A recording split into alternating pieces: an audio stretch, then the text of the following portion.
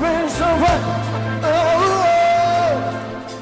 Graça e paz, jovens da bênção de Brasília, de todo o Brasil. Continuamos o nosso discipulado virtual. Eu tenho certeza que Deus vai continuar falando tremendamente ao meu e ao seu coração. E vamos continuar estudando sobre Neemias, exatamente sobre liderança eficaz. Já estamos na sexta parte dessa ministração, exatamente na sexta parte da ministração sobre liderança eficaz. E eu tenho certeza que Deus tem falado de maneira tremenda ao meu e ao seu coração, ao coração dos seus discípulos, com certeza, porque Deus é quem fala, Deus é quem mostra, Deus é quem nos ensina, não é verdade? Abra sua Bíblia no capítulo 5 de Neemias, verso 19. Iremos ler todo o capítulo de Neemias e, como de costume, iremos pegar esse versículo básico para começar esse discipulado virtual. Amém? Verso 19 do capítulo 5 de Neemias. Vamos ler. Lembra-te de mim para meu bem, ó meu Deus, e de tudo quanto fiz a esse povo. No capítulo 5 de Neemias, ele retorna a Jerusalém. Preste atenção. No capítulo 4, Neemias reconstrói ali as muralhas. E Neemias é chamado ali ao Palácio Persa, exatamente. E ele volta ali para passar um período de tempo. Depois ele retorna, exatamente, depois de 12 anos, ele retorna ali a Jerusalém. Ele deixa Jerusalém construída antes de voltar para o palácio da Pérsia. Ele deixa construído, deixa o governo construído, ele estabelece ali lideranças, e aí ele retorna ao palácio, pelo chamado do rei, e depois ele retorna a Jerusalém. E quando ele chega em Jerusalém, ele encontra ali uma ameaça à reconstrução, ao que ele tinha construído. É como se você esteja trabalhando na sua liderança de jovens, você levanta um trabalho, você levanta ali um trabalho com muito suor e de repente você é chamado pela sua liderança para outro trabalho, mas de repente Deus direciona você retornar àquele ministério anterior que Deus tinha colocado no começo. Você está me entendendo? Creio que sim. Só quando você retorna, você começa a ver que muitas das coisas que você colocou segundo o direcionamento de Deus está sendo ameaçado. Aquelas muralhas que você reconstruiu está sendo ameaçada. E aí Neemias, quando ele chega em Jerusalém, depois de um tempo que ele passou ali, vários anos reconstruindo aquelas muralhas, aí depois ele retorna a Jerusalém, ele vê que está tendo um risco daquilo vir ao chão. Neemias se desespera. Talvez você esteja passando por isso, mas aqui nós escutamos o segredo de Neemias para continuar com o sucesso ali em Jerusalém, o sucesso da liderança eficaz. Preste atenção.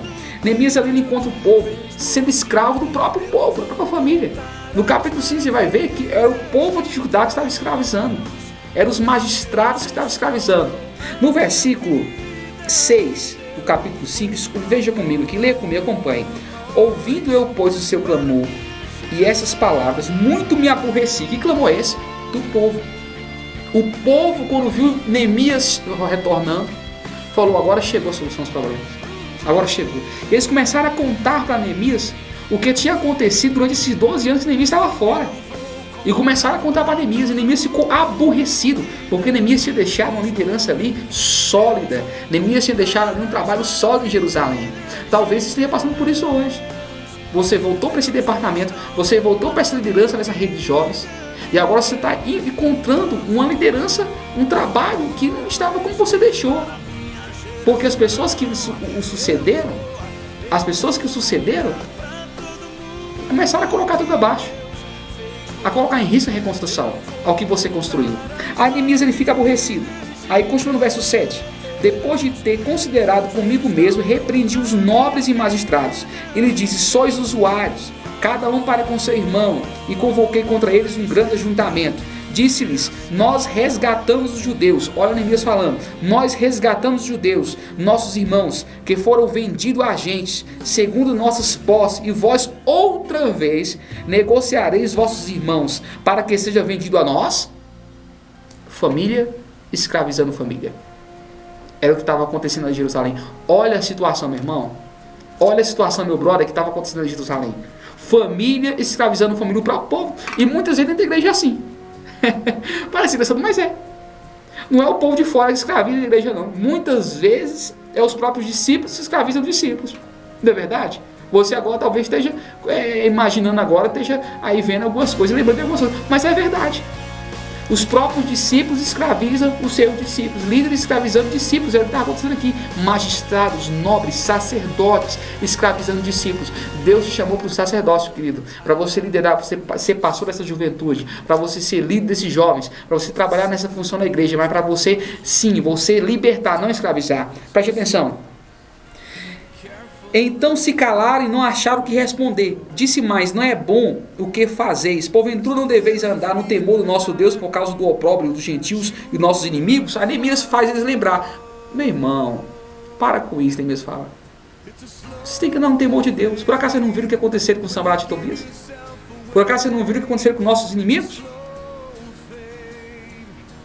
E Neemias leva eles a refletir. Continuando. Verso 10 do capítulo 5 de Neemias. Também eu, meus irmãos e meus moços, lhe demos dinheiro emprestado, trigo, demos de mão a esse empréstimo. Restituí-lhes hoje vos peço suas terras, suas vinhas e seus olivais, e as suas casas, como também o 100º dinheiro do trigo e do vinho, do azeite, que exigiste deles. Preste atenção, é o cúmulo da situação. Neemias sai de Jerusalém, deixa as muralhas construídas, e ele deixa ali um fundo emergencial ao povo.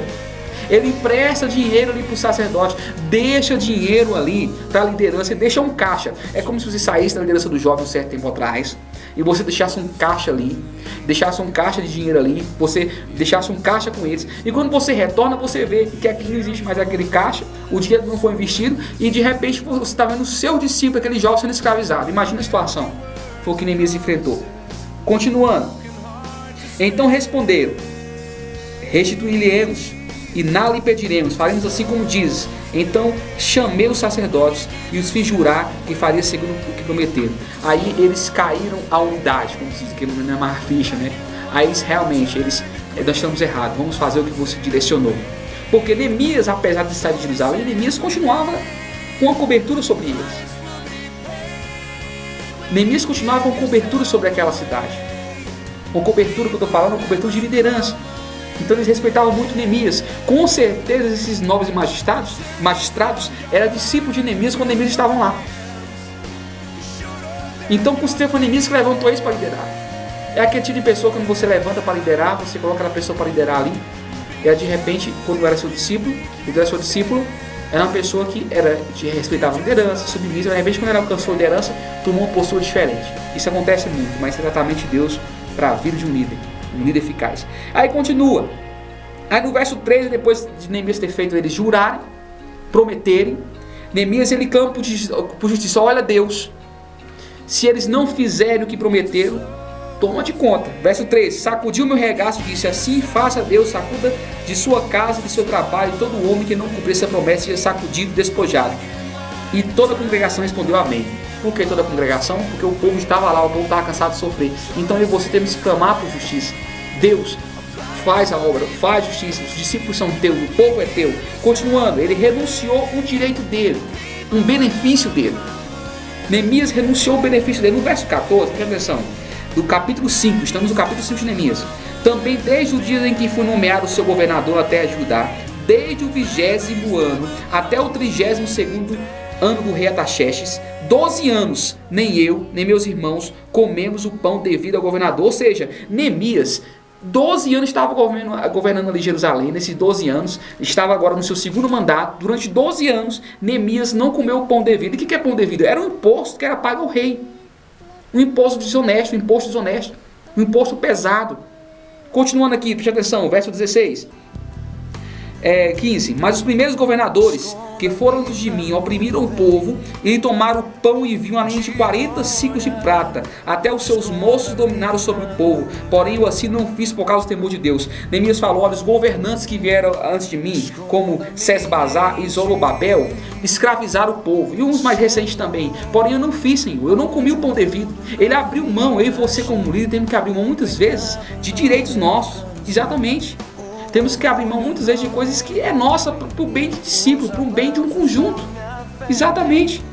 Só que esse imposto aqui, apesar de ser lei, era imposto que era errado, não estava debaixo da graça de Deus.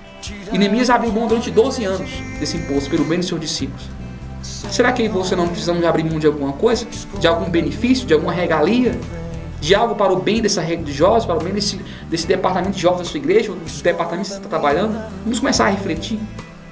Muitas vezes temos que abrir mão de muitas coisas pelo bem dos nossos discípulos. Continuando, Neemias era servo.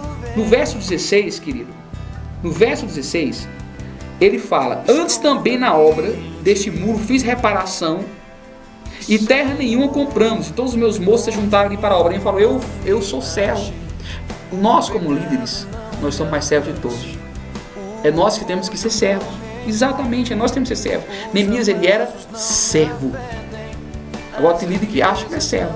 Tem líder que acha que liderar é mandar. Nem nas empresas hoje fora, empresas normais, está procurando um perfil de liderança não é essa. É líderes que conquistam. Líderes que conquistam, desculpa. Líderes que sabem motivar. E Neemias era um líder servo. O líder é o mais servo de todos. Continuando, estamos terminando. Ele era hospedeiro. No verso 17, ali ele fala que hospedou autoridades. Porque também no governo persa era assim. Tinha que hospedar, quem era governador tinha que hospedar ali funcionários públicos. Neemias hospedava, ele era um hospedeiro. Nós, como líderes, temos que ser hospedeiro. Verso 18: Neemias investia em sua missão. A Neemias fala: olha só, os que se preparavam para cada dia eram boi e 6 ovelhas escolhidas também. A minha custa era preparada as aves, e de 10 em 10 dias, muito vinho e de todas as espécies. Nem por isso exigia o pão de vida ao governador, porquanto a servidão desse povo era grande. Mesmo Neemias ali, tendo direito daquele tributo, daquele imposto, Neemias, ele colocou de lado e ele investiu. Então, muitas vezes nós temos que abrir mão de algumas coisas e investir. Então, reclame quando você tem tirado o bolso de alguma coisa. Hoje na igreja está faltando muito, principalmente nessa nova geração, o espírito voluntário que Davi falou. Exatamente. Hoje o povo só canta se pagar. O povo só vai para o ensaio se pagar. O povo só vai para a igreja se pagar. Essa é a verdade. Sabemos que o trabalhador é digno do seu salário, mas existe chamado, ministério também. Deus te deu um ministério, Deus te deu um chamado. Então tem um espírito voluntário. Neemias sabia disso, eu tenho um espírito voluntário. Continuando para encerrar, Neemias encerra mais uma vez, clamando a Deus por justiça no verso 19, fala: Deus, lembra-te de mim, para meu bem, ó meu Deus, e de tudo quanto eu fiz a esse povo.